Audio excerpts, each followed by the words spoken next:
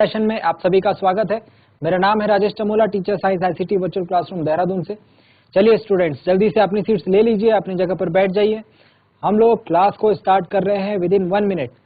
तो dear students, class 11 physics की class रहने वाली है, कक्षा 11 भौतिक विज्ञान।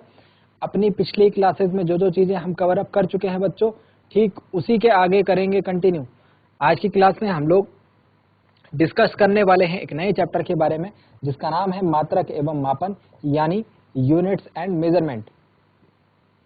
प्यारे बच्चों, आपको डेली लाइफ में मात्रकों की आवश्यकता, मापन की आवश्यकता का अक्सर उपयोग करना पड़ता है। जैसे कि आप लोग सपोज आप को अपनी लंबाई नापने के लिए आपको किसी इंच टेप या किसी मीटर स्केल की आवश्यकता पड़ती है। आपको किसी वस्तु का भार नापने के लिए, किसी वस्तु का द्रव्यमान नापने के लिए तराजू की आवश्यकता पड़ती है, आदि आदि। तो इन सभी मापनों के अगर यदि ये पॉसिबल ना हो, यदि हमारे पास ना हो उपलब्ध, तो हमारी जो डेली लाइफ का जो लेन देन है, यानी जो मेजरमेंट है, वो गड़बड़ हो सकता है। फॉर एग्जाम्पल, आप मार्केट जाते हैं, आप मार्केट से कुछ सब्जी लेके आते हैं, कुछ सामान लेके आते हैं, लेकिन अगर मेजरमेंट यानी मापन का कार्य प्रॉपरली ना हो, तो आप उस सौदे को, उस लेन देन को अच्छे तरीके से नहीं कर पाएंगे, है ना। तो डियर स्टूडेंट्स, आपको अगर कोई वस्तु लेनी है, कोई बाजार से कुछ सामान लेना है, तो आप उसको मेजर करते हैं। सपोज आपको सब्जी लेनी है, तो आप उसके लिए किलोग्राम का प्रयोग करते हैं कि मुझे 3 किलोग्राम सब्जी लेनी है, 2 किलोग्राम सब्जी लेनी है। चीनी लेनी है तो 5 किलोग्राम चीनी लेनी है ना। गेहूं लेना है, अनाज लेना है, तो किलोग्राम में आप उसको यूज करते हैं। ऐसे ही अगर मुझे लंबाई नापनी है, अगर मुझे कपड़ा लेना होगा, तो कपड़े के लिए मैं क्या बोलूंगा, 5 मीटर का कपड़ा लेना है, 1.25 मीटर का कपड़ा लेना है ना, 10 मीटर का कपड़ा लेना है। तो आप देख रहे हैं कि जो भिन्न भिन्न टाइप के मेरे सौदे हैं, भिन्न भिन्न टाइप के मेरा लेन देन है, उसमें मैं अलग अलग मापन का प्रयोग कर रहा हूं, अलग अलग तरीके से चीजों को नाप रहा हूं। जैसे सब्जी लेने के लिए मैं तराजू का प्रयोग करूंगा, तो कपड़े नापने के लिए मैं मीटर स्केल का, इंच टेप का प्रयोग करूंगा, है ना। समय नापने के लिए, जैसे मुझे चेक करना है कि मेरी क्लास कितने समय की है, तो मैं घड़ी का प्रयोग करूंगा और बताऊंगा 1 घंटे, 2 घंटे, 3 घंटे की क्लास है। तो डियर स्टूडेंट्स, यहाँ से हमें पता चलता है कि जो भी हमारे जो भौतिक राशियां होती है, जितनी भी प्रकार की भौतिक राशियां होती हैं, उनके मापन के लिए मात्रक की आवश्यकता होती है। जो मैं किलोग्राम बोल रहा हूँ, जो सेकंड बोल रहा हूँ, जो मीटर बोल रहा हूँ, ये सब क्या है, मात्रक है। तो आज की क्लास में हम इस चैप्टर को स्टार्ट करने वाले हैं, जिसमें हम लोग समझेंगे कि मात्रक क्या होते हैं, उनका मापन किस प्रकार से किया जाता है। तो डियर स्टूडेंट्स, मुझे उम्मीद है आप सबके सब फिट, फाइन एंड हेल्दी होंगे एंड बिल्कुल रेडी होंगे क्लास के लिए।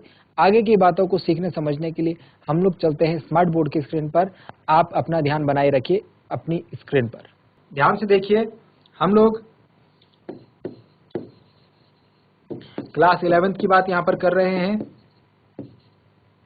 जो सब्जेक्ट है वो फिजिक्स है और चैप्टर हम लोग 2 पढ़ रहे हैं, जिसका नाम है मात्रक एवं मापन।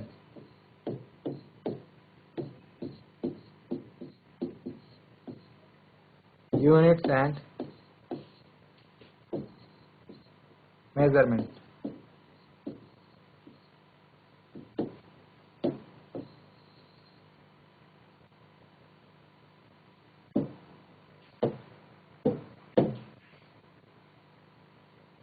चलिए, तो मात्रक शुरू करने से पहले जो हमने राशियां पढ़ी हैं, विभिन्न प्रकार की भौतिक राशि, हमने क्या पढ़ी है, विभिन्न प्रकार की भौतिक राशियां पढ़ी।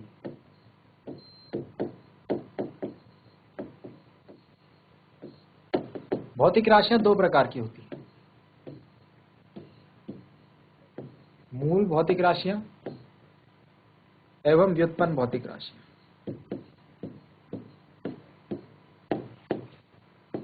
मूल भौतिक राशियां क्या मतलब है? वे राशियां जो मूल रूप से हमारे पास होती हैं, जैसे कि लंबाई, और जिनके निर्धारण के लिए हमको किसी अन्य राशि का इस्तेमाल नहीं करना होता, किसी अन्य राशि की आवश्यकता नहीं पड़ती है, उसे हम मूल राशि कहते हैं। लंबाई हो गया, द्रव्यमान हो गया, समय हो गया, आदि। हमारे पास कितनी मूल राशियां हैं? हमारे पास 7 मूल राशियां हैं।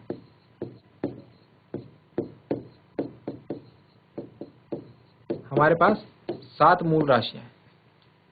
ठीक है, तो जो ये मूल राशियां हैं इनके बारे में हम चर्चा करेंगे। ठीक है, चलिए इसके अलावा व्युत्पन्न राशियां, इन राशियों के लिए वे राशियां जिनके निर्धारण के लिए या फिर जिनको व्यक्त करने के लिए मूल राशियों की आवश्यकता पड़ती है। मूल राशियों के लिए तो किसी राशि की आवश्यकता नहीं पड़ेगी, लेकिन व्युत्पन्न भौतिक राशि के लिए मूल राशियों की आवश्यकता पड़ती है।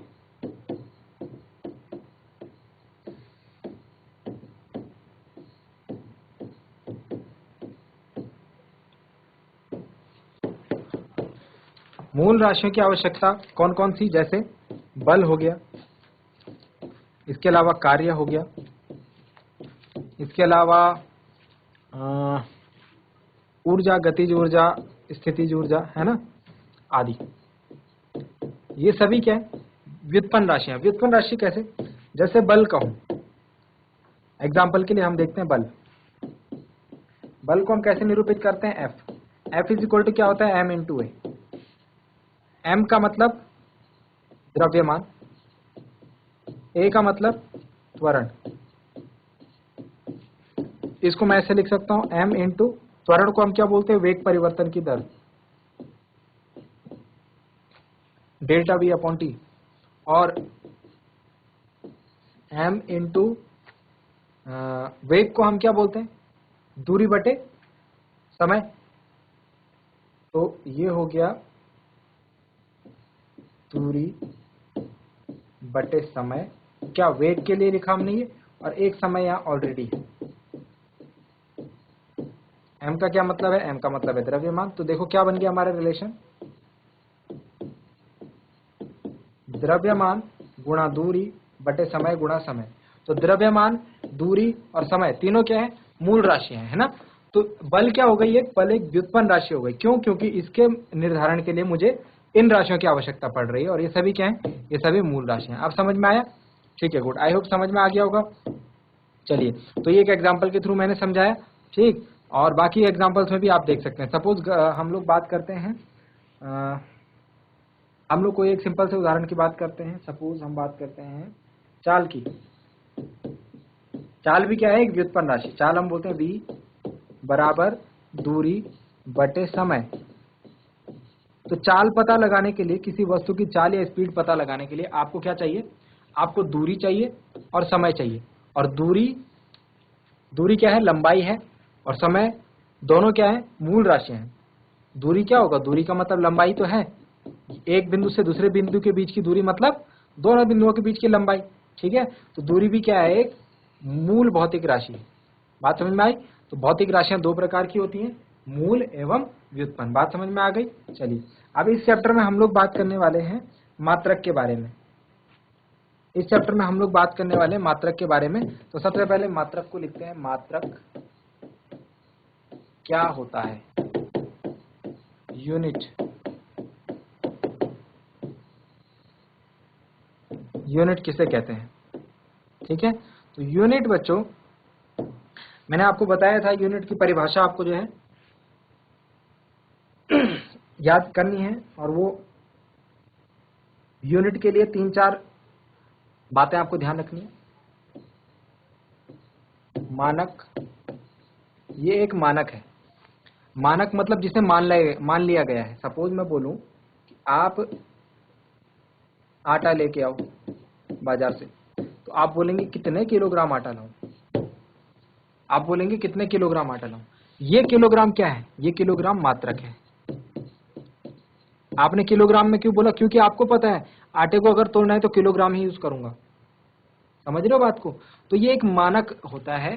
जो मात्रक है वो एक मानक होता है, और जो मात्रक होता है वो एक मानक होता है जो कि निश्चित होता है, आधारभूत होता है, एवं यादृच्छिक रूप से चुना जाता है।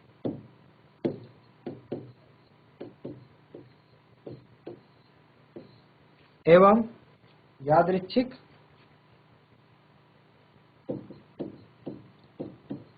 रूप से चुना हुआ। ठीक है, तो यूनिट के बारे में दो बातें हमको पता लगी। मात्रक क्या होता है? ये एक मानक होता है, इसको हम संदर्भ मानक भी कह सकते हैं। मतलब इसका रेफरेंस लेकर के हम बाकी चीजों को नापेंगे। जैसे सपोज, जैसे कि आपको अगर 10 बच्चे बैठे हैं, तो 10 बच्चे बैठे हैं तो उनको ये देखना है कि उनको कौन सा गेम खेलना है, उनको कौन सा गेम खेलना है। तो वो ये करेंगे कि एक मानक ले लेंगे कि जैसे जो सब बच्चों के लिए जो प्रिय गेम है ना, सब बच्चों का मन जिस गेम में लगता है, सपोज फुटबॉल, क्रिकेट, इनमें से सबसे फेवरेट गेम उनका कौन सा है? क्रिकेट। तो सब बच्चों के हिसाब से कौन सा गेम उनका फेवरेट है? क्रिकेट। तो सब के सब क्या खेलेंगे? क्रिकेट खेलेंगे, है ना। तो इसको किसने माना? सब ने मिल करके माना। ऐसे ही यहाँ पर जो मानक है, मानक का भी सेम मतलब होता है। मानक का मतलब सब लोग मिल करके जिस चीज को मानते हैं उसको मानक होता है, मानक कहते हैं। ठीक।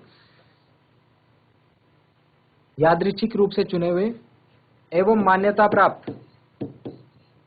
मान्यता प्राप्त कौन देता है इसको मान्यता? कहां से इसको मान्यता मिलती है, ये हम लोग आगे समझेंगे। तो एक मात्रक है जो कि एक मानक होता है, जो कि निश्चित होता है, आधारभूत होता है एवं यादृच्छिक रूप से चुना जाता है, और ये मान्यता प्राप्त भी होता है। ठीक है, इसको हम क्या कहते हैं? मात्रक कहते हैं। चलिए,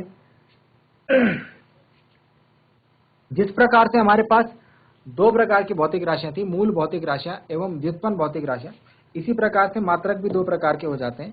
मात्रक भी हमारे पास हो जाते हैं, नंबर 1 मूल मात्रक,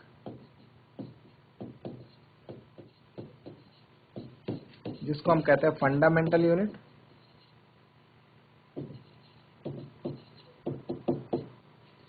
और नंबर 2 व्युत्पन्न मात्रक।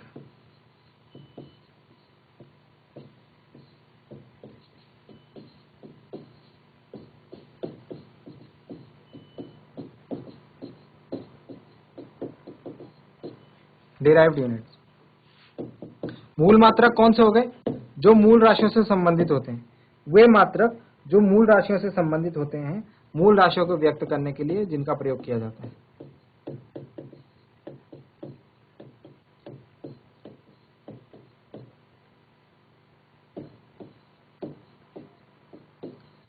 करने हेतु।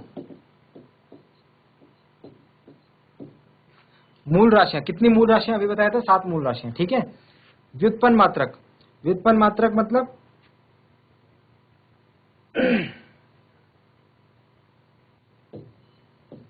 मूल मात्रकों का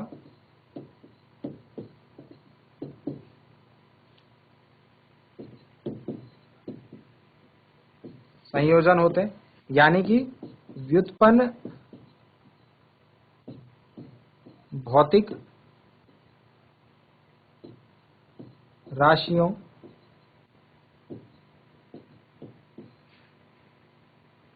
को व्यक्त करने हेतु।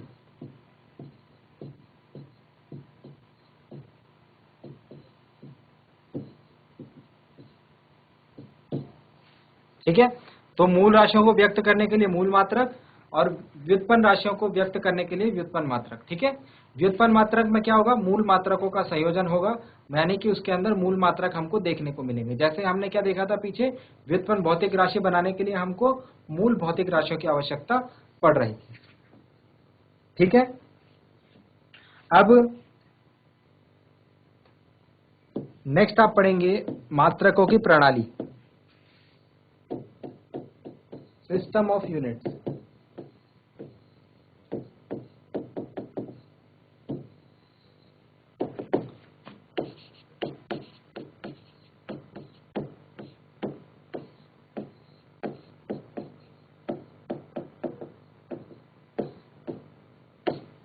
मात्रकों की प्रणाली। देखिए डियर स्टूडेंट्स, मात्रकों की प्रणाली क्या होती है? जब हमारे पास बहुत सारी मूल राशियां हैं, कितनी मूल राशियां? 7 तो मूल राशियां हैं, और व्युत्पन्न राशियां कितनी है, उससे भी अधिक हमारे पास व्युत्पन्न राशियां हैं। अब इन सभी राशियों को मिला दिया जाए तो ये काफी बड़ी संख्या बन जाती है हमारे पास भौतिक राशियों। 7 हमारे पास मूल भौतिक राशियां हैं और उससे भी अधिक व्युत्पन्न भौतिक राशियां हैं। इन सबको अगर मिला दिया जाए तो हमारे पास टोटल भौतिक राशियों की संख्या काफी अच्छी खासी हो जाती है। तो हम क्या करते हैं, हमने सारे मात्रक हैं, सारी जो भौतिक राशियां हैं उनके जो भी मात्रक हैं उनको हम एक जगह इकट्ठा कर लेते हैं, उसको हम मात्रकों की प्रणाली के अंतर्गत पढ़ते हैं। तो मात्रकों की क्या क्या प्रणाली है, मात्रकों की कौन सी प्रणाली हम लोग यूज कर रहे हैं, ठीक है। और इससे पहले हम लोग कौन कौन सी प्रणालियां यूज करते थे उसके ऊपर बात करते हैं, ठीक है। तो हमारे पास 3 प्रणालियां इससे पहले प्रचलित रही हैं, नंबर 1, नंबर 2, नंबर 3, ठीक है। 3 प्रणालियां इससे पहले प्रचलित रही। इन 3 प्रणालियों का क्या आधार रहा होगा, इसको भी मैं समझाने की आपको कोशिश करता हूं। पहले मैं नाम लिख लेता हूं इनके, उसके बाद 1 बाय 1 इनको डिस्कस करते हुए चलेंगे। CGS प्रणाली, FPS प्रणाली एवं MKS प्रणाली। CGS प्रणाली में क्या होता था, CGS प्रणाली में हम लोग लंबाई को सेंटीमीटर में, द्रव्यमान को ग्राम में एवं समय को सेकंड में नापते थे। FPS प्रणाली में हम लोग लंबाई को फुट में, द्रव्यमान को पाउंड में एवं समय को सेकंड में नापते थे। MKS प्रणाली में हम लोग लंबाई को मीटर में, द्रव्यमान को किलोग्राम में और समय को सेकंड में नापते थे। होता क्या था कि अर्लियर टाइम में, पुराने टाइम पे जो व्यापार होता था, जो वैज्ञानिक होते थे वो अपने देशों के, अलग अलग देशों के वैज्ञानिक अलग अलग मापन प्रणालियों का यूज करते थे अपने देश के हिसाब से। जैसे सपोज FPS प्रणाली है, FPS प्रणाली को हम लोग ब्रिटिश सिस्टम भी बोलते हैं, ब्रिटिश प्रणाली भी बोलते हैं, क्योंकि ब्रिटेन में ये प्रयोग की जाती थी, ठीक है। और ब्रिटेन के जो वासी थे वो इसका प्रयोग करते थे, वहां के वैज्ञानिक इस प्रणाली का प्रयोग करते थे, फुट पाउंड सेकंड। लेकिन आप देखिएगा कि ये जो प्रणाली है ये बहुत मात्रा में अन्य देशों में भी यूज होती है। जैसे आप अपने देश में देखेंगे तो आप क्या करते हैं, फुट में आप लोग क्या करते हैं, जमीन को नापते हैं, है ना, किसी लंबाई को नापते हैं, मतलब व्यावहारिक तौर पर नापते हैं, ठीक है। अंतरराष्ट्रीय जो मानक है उसके हिसाब से क्या करते हैं उसको तो बाद में बात करेंगे। पाउंड आपको याद है, पाउंड आपने अगर कभी केक लिया हो, ठीक है, अगर आपने कभी केक लिया हो बेकरी से, तो आप वहां पर ये बोलते हैं कि कितने पाउंड का केक बनेगा, है ना। तो आप अभी भी जो है इस प्रणाली का, FPS प्रणाली, ब्रिटिश प्रणाली को जो है यहाँ पर देखते हैं। इसके अलावा centimetre gram second, centimetre gram second CGS प्रणाली। CGS प्रणाली में क्या है बच्चों कि जो हम लोग मात्रक यूज कर रहे हैं ये बहुत छोटा है। सेंटीमीटर जो है लंबाई का बहुत छोटा मात्रक है, ग्राम जो है द्रव्यमान का बहुत छोटा मात्रक है ना। तो इस प्रणाली में क्या होता था, इस प्रणाली में अगर हमको कोई बड़े बड़े जो हमारे पास वस्तु हैं उनकी लंबाई या फिर उनका द्रव्यमान नोट डाउन करना था तो हमको बहुत बड़ी बड़ी वैल्यूज का प्रयोग करना पड़ता था। जैसे सपोज अगर मैं आपसे बोलूं कि छोटे मात्राओं के लिए तो प्रणाली तो ठीक थी, जैसे मैं बोलूं कि आपके एक पेन का द्रव्यमान कितना है तो 5 ग्राम या 10 ग्राम आप बोल देंगे। लेकिन अगर मैं बोलूं आपका द्रव्यमान कितना है तो आपको बोलना पड़ेगा 5000 ग्राम, है ना, 5000 ग्राम आपका द्रव्यमान या फिर किसी वस्तु का द्रव्यमान। तो उसके लिए क्या करना पड़ेगा, आपको ज्यादा बड़ी संख्या का प्रयोग करना पड़ेगा। ऐसे ही अगर मैं आपको बोलूं तो आपके पेन की लंबाई कितनी है, आप बोलेंगे आप मेरे पेन की लंबाई 15 सेंटीमीटर के अराउंड है। लेकिन मैं बोलूं कि आपके घर से आपके स्कूल की लंबाई कितनी है तो सेंटीमीटर में वो बहुत बड़ी संख्या हमको बतानी पड़ेगी कि इतने बड़ी संख्या यहाँ से यहाँ तक हमारे। तो ये जो है ये सेंटीमीटर और ग्राम है, ये छोटे मात्रक हैं। इनकी जगह पर हम क्या करते हैं, बड़े मात्रकों का प्रयोग करते हैं, क्योंकि छोटे मात्रकों का प्रयोग करना हमारे लिए सुविधाजनक नहीं होता है। कहीं कहीं पर सुविधाजनक होता है जहां पर हम छोटी छोटी गणनाएं कर रहे हो, ठीक है। लास्ट है MKS प्रणाली। MKS प्रणाली मीटर किलोग्राम सेकंड प्रणाली।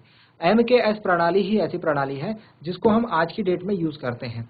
आज की डेट में हम जो प्रणाली यूज करते हैं वो है SI सिस्टम, उसको हम SI सिस्टम के नाम से जानते हैं, सिस्टम इंटरनेशनल, इसको हम बोलते हैं सिस्टम इंटरनेशनल और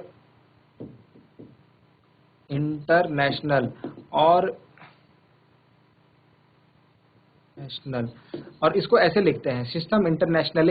इसको ऐसे क्यों लिखते हैं, क्योंकि ये फ्रेंच वर्ड है, ठीक है। और हम लोग आज की डेट में इसको यूज करते हैं, ठीक है। सॉरी। तो इसके लिए जो है हमारे देश के जो हमारे जो सिस्टम है, ये जो सिस्टम डिराइव करा गया है इंटरनेशनल यानी अंतरराष्ट्रीय स्तर पर इस सिस्टम को प्रयोग करा जा रहा है। सिस्टम इंटरनेशनले लिखते हैं इसको, एसआई का मतलब सिस्टम इंटरनेशनले, जिसका फ्रेंच में मतलब होता है कि इंटरनेशनल। इस शब्द का क्या मतलब होता है? International system of units. इसका हिंदी में क्या मतलब होता है? मात्रकों की अंतरराष्ट्रीय प्रणाली।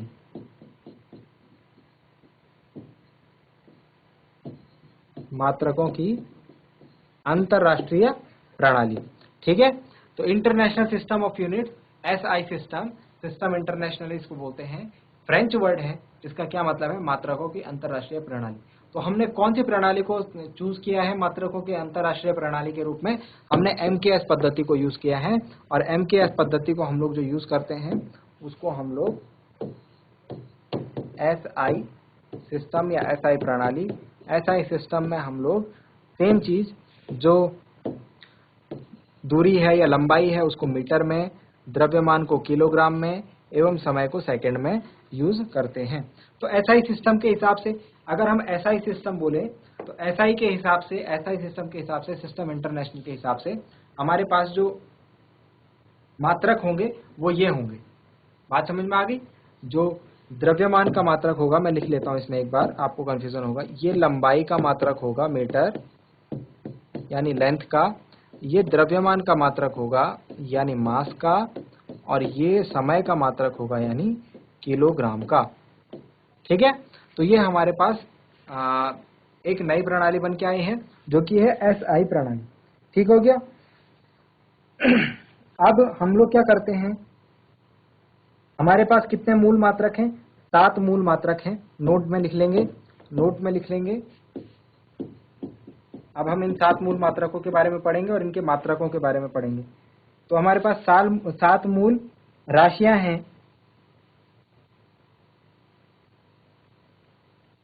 7 मूल मात्रक हैं।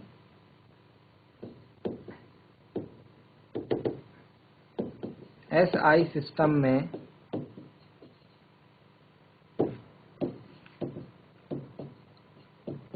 7 मूल मात्रक एवं 2 पूरक मात्रक भी हैं।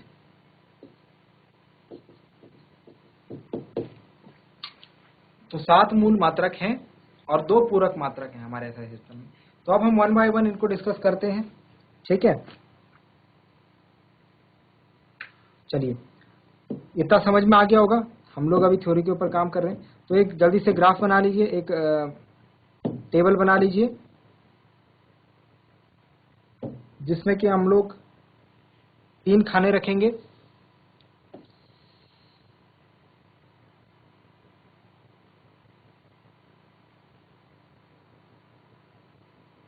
तो आई थिंक ये हो गए 3 खाने,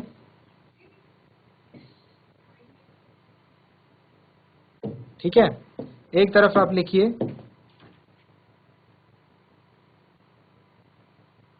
मूल राशि,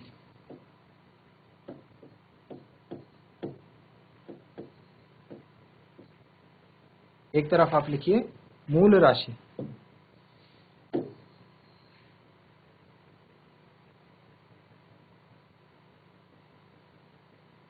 फिर बीच वाले में लिखिए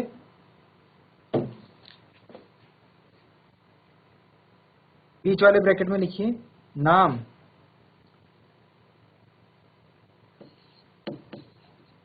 एसआई मात्रक का नाम और यहां पर उसका प्रतीक, हम कैसे उसको रिप्रेजेंट करते हैं, ठीक है। तो 7 हम मूल राशियों के बारे में लिखेंगे। 1 2 3 4 5 6 7। चलिए, तो सबसे पहले लिखते हैं लंबाई, 7 मूल राशियां पहले याद रखें।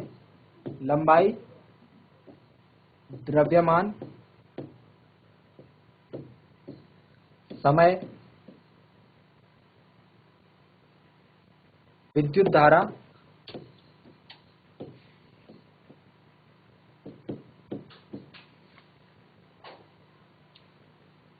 ऊष्मागतिक ताप या फिर इसको टेम्परेचर,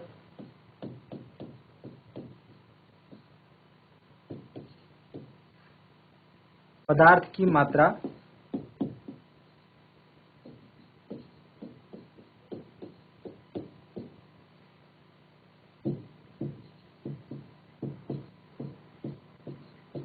ज्योति तीव्रता। चलिए वन बाय वन इनके मात्रक डिस्कस कर लेते हैं। सबसे पहले जो लंबाई का मात्रक है आप सभी जानते हैं मीटर, जिसको हम स्मॉल m से रिप्रेजेंट करते हैं, ठीक है। द्रव्यमान का मात्रक किलोग्राम, जिसको हम लोग केजी से रिप्रेजेंट करते हैं। समय का मात्रक सेकेंड, जिसे स्मॉल s द्वारा रिप्रेजेंट किया जाता है। इसके अलावा विद्युत धारा का मात्रक एम्पियर, विद्युत धारा का मात्रक एम्पियर, जिसे कैपिटल A से रिप्रेजेंट किया जाता है। ताप का मात्रक केल्विन, SI मात्रक की बात कर रहे हैं यहाँ पर, ठीक है, जिसे कैपिटल K से रिप्रेजेंट किया जाता है। पदार्थ की मात्रा, पदार्थ की मात्रा का मात्रक मोल,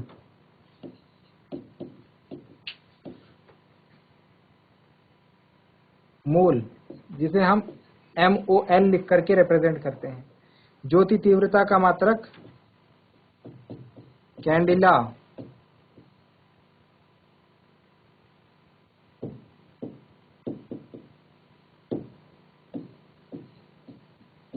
कैंडेला, जिसे हम CD से रिप्रेजेंट करते हैं, ठीक है।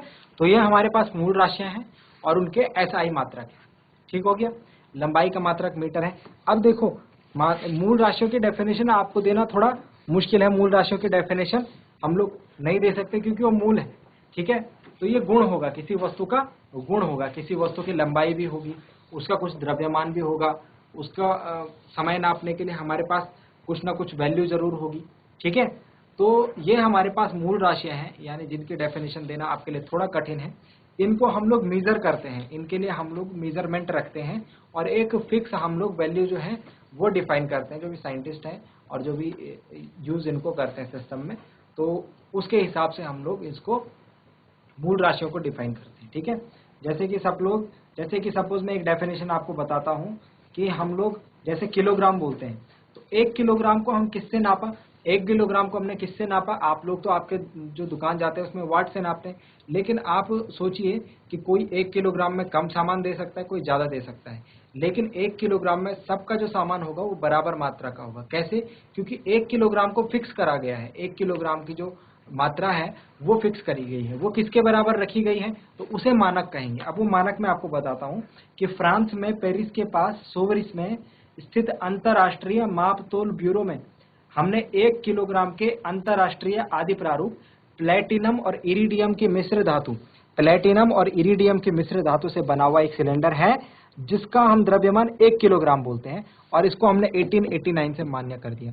मतलब अगर हमको चेक करना है कि 1 किलोग्राम हमारा बराबर है या नहीं है, तो उसके लिए हमको उस जगह जाना होगा और वहां पर जो सिलेंडर है हमारा रखा हुआ उसके साथ उसको नापना होगा।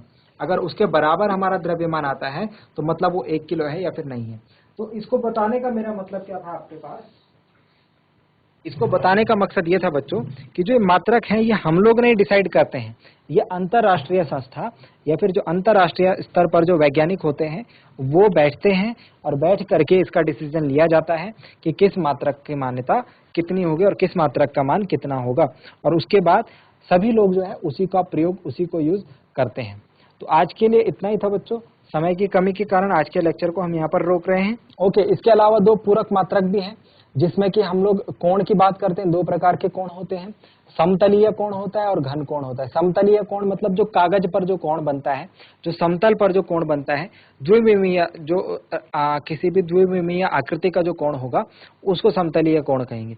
और घन कोण जो त्रिविमीय है, मतलब 3 डायमेंशन में बनेगा, उसको घन कोण कहेंगे। तो एक का रेडियन होता है मात्रक, SI मात्रक, और एक का स्टेरेडियन होता है। इसको हम लोग अपनी अगली क्लास में देखेंगे। तो डियर स्टूडेंट्स, आज के लिए इतना ही। उम्मीद करता हूं कि आपको आज जो बातें बताई गई वो समझ में आई होंगी और इंटरेस्टिंग लगी होंगी। अगली क्लास में इसी टॉपिक को करेंगे कंटिन्यू जहां पर हमने छोड़ा था। आज के लिए इतना ही students. Thank you very much and have a nice day.